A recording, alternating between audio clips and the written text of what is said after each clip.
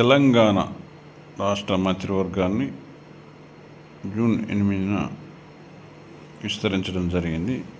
ఈ మంత్రివర్గ విస్తరణలో ముగ్గురికి చోటు కల్పించారు. అందులో ఒకరు వివేక్ వెంకటస్వామి కాగా, రెండవరు అడ్లూరి లక్ష్మణ్ కుమార్,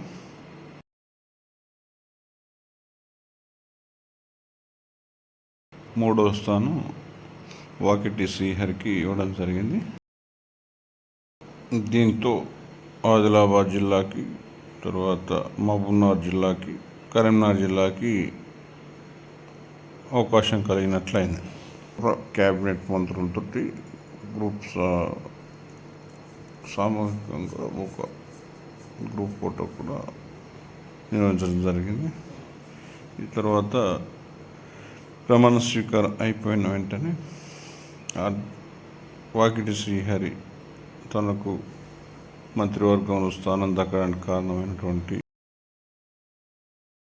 మల్లికార్జున్ ఖర్గేని హుటాహుటిన నిన్న రాత్రి పోయి కలవడం జరిగింది.